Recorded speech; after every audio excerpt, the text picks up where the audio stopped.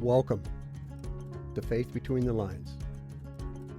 My name is Scott, and this episode is about the spaces we don't often talk about, the grief we carry, the hope we cling to, and the faith that holds us together when life feels broken.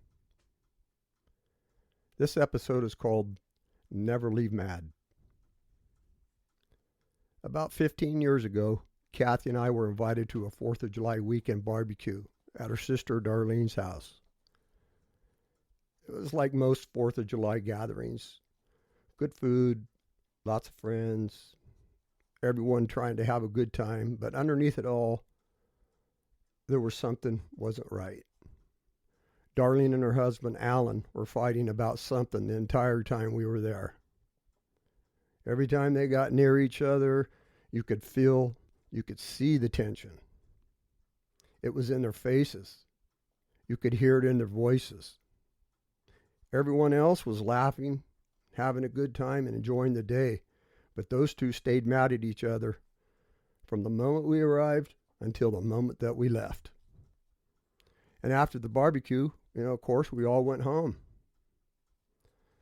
At that time, I was a logger, and I owned my own log truck, and I hauled logs. Alan did the same kind of work I did. And the next day, just by chance, we ended up hauling logs on the same job. It's a pretty small community, and everybody just kind of works together, and it's this fairly tight-knit area. What happened next is still hard to talk about.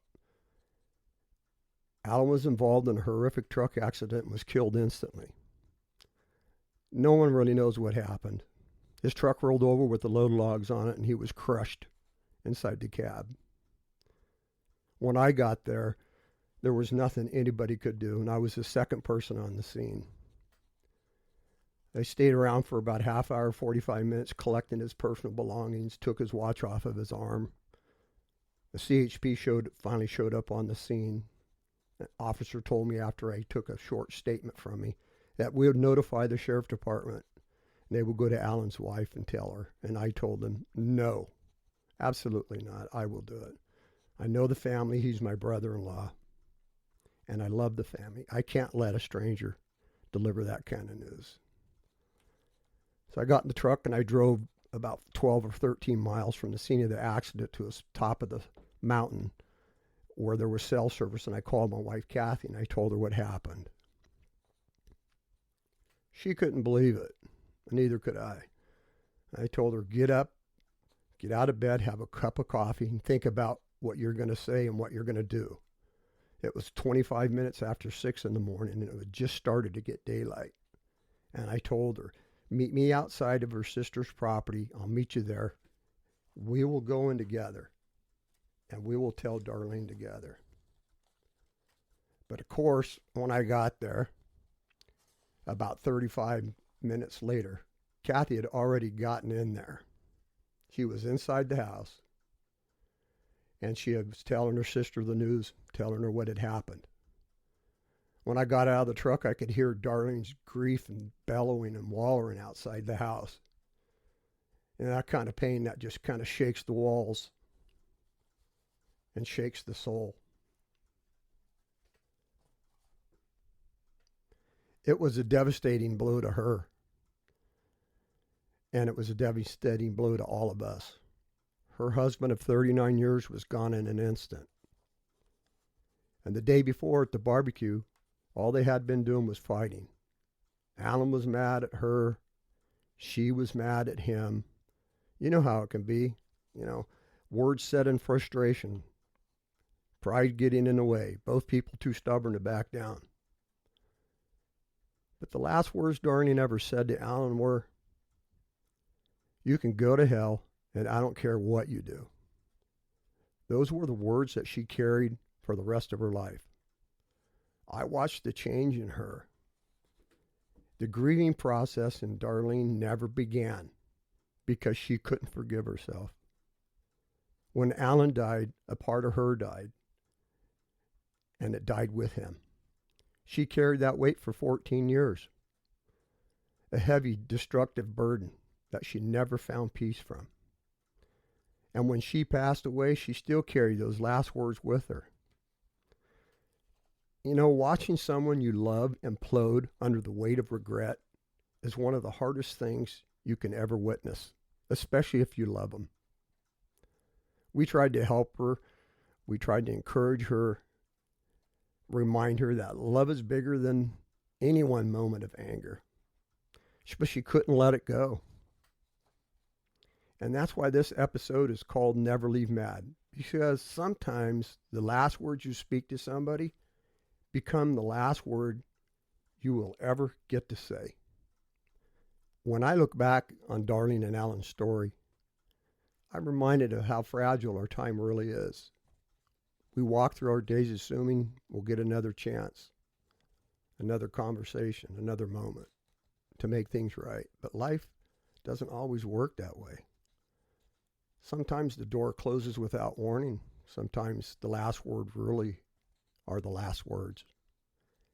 And sometimes the weight of those words become heavier than we could ever imagine. That's why never leaving mad isn't just a saying to me. It's a way of living. It's a way of honoring the people we love. It's a way of choosing peace over pride, even when it hurts. Because, you know, truth is, most of the things we fight about don't even matter in the long run. But the people, they matter. The relationships matter. The love we share matters. And the grace that we have for each other matters most of all. So if there's someone you're at odds with, someone you've been avoiding, someone you've left in anger, maybe today's the day to soften your heart just a little bit. Maybe today's the day to reach out, and maybe today is the day to choose love over being right. It's not because you're weak. It's not because you're giving in. It's because peace is worth more than pride. And because tomorrow isn't promised to any of us. I want to share a little poem with you that I wrote just a few months after the passing of Alan. The name of this poem is When the Last Words Stay.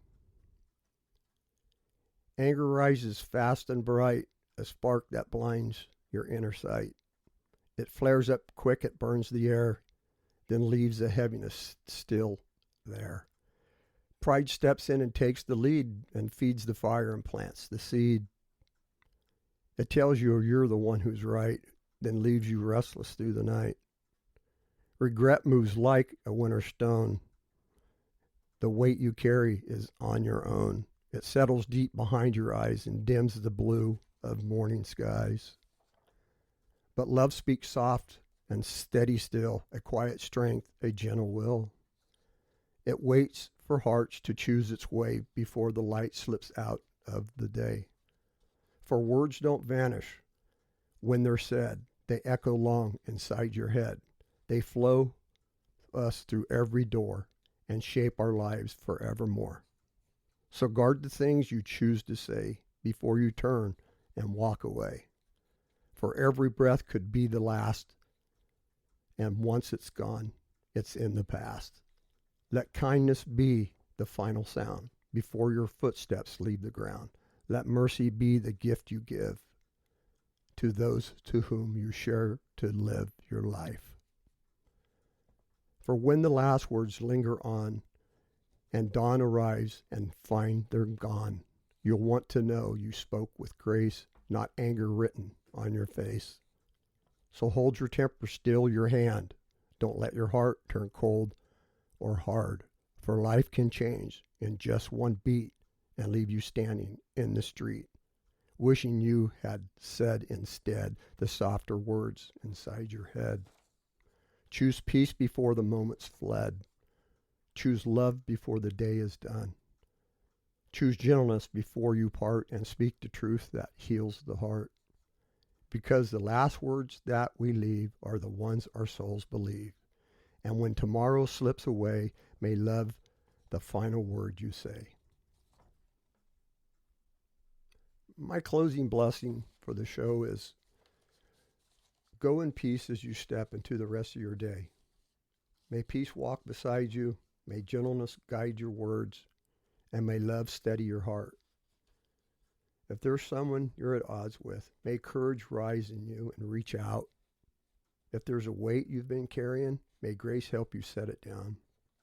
And if you've spoken words you regret, may forgiveness find its way into the places that still hurt. Life is fragile. Life is precious. And the people we love are worth more than any moment of anger. So go in peace today. Go with a softer heart. Go with a clearer mind. And may the last words you speak always be the words you can live with. Thank you for joining me on this episode and spending your time with me on Faith Between the Lines. If today's words touched your heart, remember, you're not alone. Grief visits all of us, but love does too. And faith between the lines of sorrow is where hope lives. Until next time, may you carry compassion in your heart, courage in your spirit, and the faith in the spaces between. I'll meet you back here real soon, and have a happy holiday season.